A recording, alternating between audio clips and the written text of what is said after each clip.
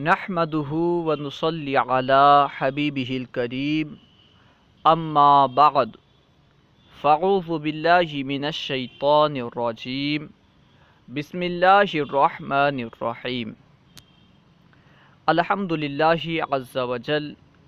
ہم تعلیم المنطق پڑھ رہے ہیں۔ آج ہم انشاءاللہ عز وجل تعلیم المنطق سے کلی کی پہلی تقسیم پڑھیں گے، یعنی کلی کے افراد کے خارج میں پائے جانے یا نہ پائے جانے کے اعتبار سے کلی کی جو تقسیم کی جاتی ہے اس تقسیم کو آج ہم پڑھیں گے۔ آئیے شروع کرتے ہیں۔ اس سے پہلے ہم کلی کی تعریف پڑھ چکے ہیں کہ کلی اس مفہوم کو کہتے ہیں جس کا نفس تصور شرکت کثیرین سے معنی نہ ہو، جس کا نفس تصور شرکت کثیرین کو نہ روکتا ہو، کثیرین کی شرکت کو نہ روکتا ہو، اسے کلی کہتے۔ جیسے انسان، کیونکہ انسان کا تصور شرکت کثیرین سے معنی نہیں ہے، کثیرین کی شرکت کو نہیں روکتا، اس لیے انسان کیا ہے؟ کلی۔ آج ہم انشاءاللہ عز وجل کلی کی پہلی تقسیم پڑھیں گے۔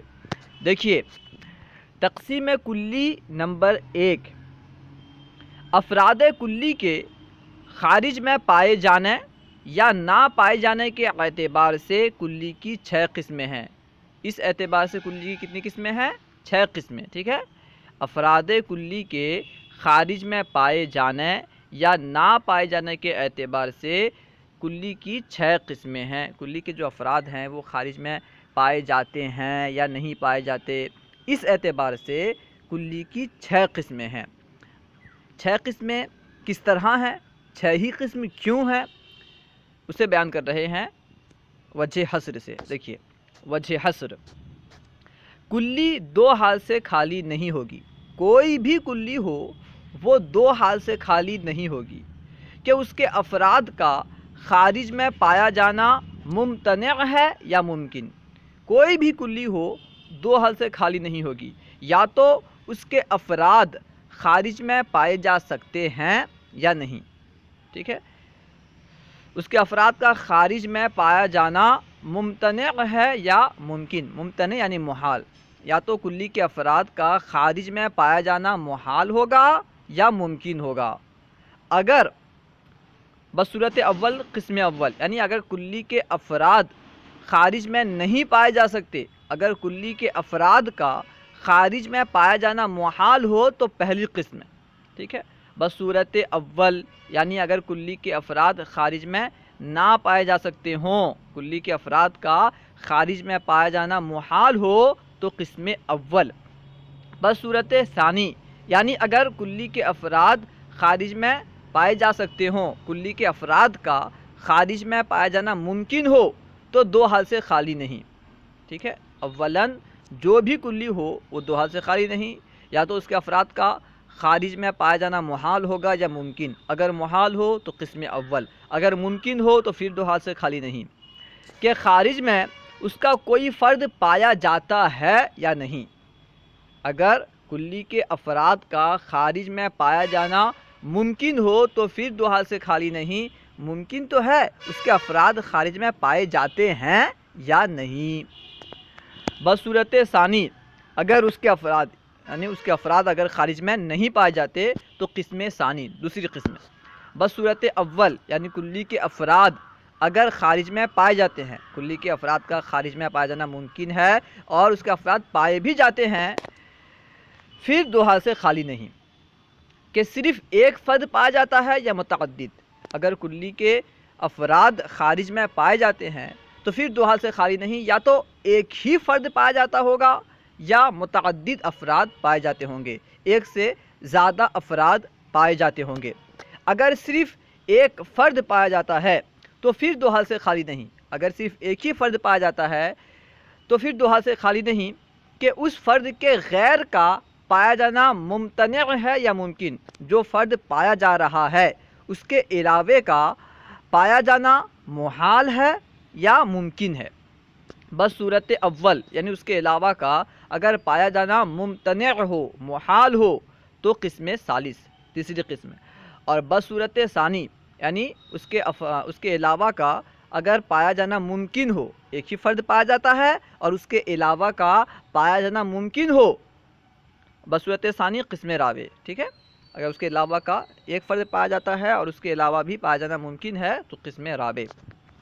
اور اگر متعدد افراد پائے جاتے ہوں، اگر کلی کے متعدد افراد پائے جاتے ہیں تو پھر دو حال سے خالی نہیں کہ وہ متعدد افراد متناہی ہے یا غیر متناہی۔ جو متعدد افراد خارج میں پائے جاتے ہیں یا تو وہ محدود ہوں گے یا غیر محدود، اسی کو متناہی غیر متناہی سے بیان کیا، ٹھیک ہے۔ اگر متعدد افراد پائے جاتے ہیں تو پھر دو حال سے خالی نہیں کہ وہ متعدد افراد متناہی ہیں یا غیر متناہی۔ بصورت اول یعنی اگر وہ متناہی ہیں تو قسم خامس، اور بصورت ثانی یعنی اگر وہ غیر متناہی ہیں تو قسم سادس۔ اس طرح کلی کی 6 قسمیں بنتی ہیں، یعنی کلی کے افراد کے خارج میں پائے جانے یا نہ پائے جانے کے اعتبار سے کلی کی 6 قسمیں بنتی ہیں۔ اب ہر ایک کی تعریف اور مثال پیش کر رہے ہیں انشاءاللہ عز و جل۔ اب بات واضح ہو جائے گی، غور سے سنیے۔ دیکھیے تعریفات و امثلہ۔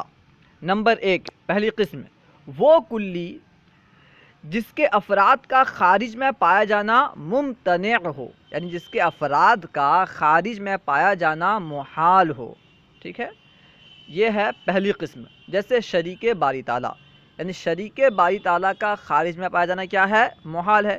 شریک باری تعالیٰ ایک کلی ہے، شریک باری تعالیٰ، ٹھیک ہے، یہ ایک کلی ہے، اور اس کلی کے افراد کا خارج میں پایا جانا کیا ہے؟ ممتنع ہے، محال ہے، تو یہ کلی کی پہلی قسم ہوئی۔ نمبر 2، وہ کلی جس کے افراد کا خارج میں پایا جانا ممکن ہو لیکن پائے نہ جائیں۔ وہ کلی جس کے افراد خارج میں پائے تو جا سکتے ہیں لیکن کوئی فرد پایا نہیں جاتا، جیسے عنقا۔ عنقا ایک پرندے کا نام ہے، بہت بڑا پرندہ ہے، اس کی طرف سے کتاب میں الگ الگ باتیں مذکور ہیں، ٹھیک ہے۔ یہ پرندہ خارج میں پایا تو جا سکتا ہے لیکن کوئی فرد پایا نہیں جاتا، یہ ہے کلی کی دوسری قسم۔ نمبر 3، وہ کلی جس کا خارج میں صرف ایک فرد پایا جائے اور دوسروں کا پایا جانا ممتنع ہو۔ وہ کلی خارج میں جس کا بس ایک ہی فرد پایا جاتا ہو اور اس کے علاوہ افراد کا خارج میں پایا جانا محال ہو، جیسے واجب الوجود۔ واجب الوجود ایک کلی ہے، خارج میں بس اس کا ایک ہی فرد پایا جاتا ہے، یعنی رب تعالیٰ کی ذات یہ واجب الوجود ہے، اس کے علاوہ کوئی واجب الوجود نہیں، ٹھیک ہے۔ تو اس کے علاوہ جو ہیں افراد ان کا پایا جانا محال ہے، یہ ہے کلی کی تیسری قسم۔ نمبر 4، وہ کلی جس کا خارج میں صرف ایک فرد پایا جائے اور دوسروں کا پایا جانا ممکن ہو، جیسے شمس خارج میں ایک ہی ہے، سورج خارج میں ایک ہی ہے لیکن اس کے علاوہ اور سورج کا پایا جانا بھی ممکن ہے، یہ ہے کلی کی چوتھی قسم۔ نمبر 5، وہ کلی جس کے خارج میں متعدد افراد پائے جائیں لیکن وہ متناہی ہوں، یعنی وہ محدود ہوں، جیسے کواکب سیارہ جو 7 ہیں۔ کواکب سیارہ یہ متعدد ہیں لیکن یہ محدود ہیں، کتنے ہیں؟ 7۔ شمس، قمر، مریخ، زہرہ، زحل، عطارد اور مشتری، یہ 7 سیارے جو ہیں یہ کواکب سیارہ کہلاتے ہیں، ٹھیک ہے۔ نمبر 6، کلی کی چھٹی قسم ہے وہ کلی جس کے خارج میں متعدد افراد پائے جائیں اور وہ غیر متناہی ہو، یعنی محدود نہ ہو، جیسے معلومات الہیہ۔ معلومات الہیہ یہ محدود نہیں ہے، غیر متناہی ہے۔ تو اس طرح کلی کی 6 قسمیں ہیں۔ اب نقشے میں بیان کر رہے ہیں۔ نقشہ کلیات 6 مطابق وجہ حصر۔ کلی کوئی بھی کلی ہو یا تو وہ ممتنع، اس کے افراد خارج میں پایا جانا ممتنع ہوگا یا ممکن۔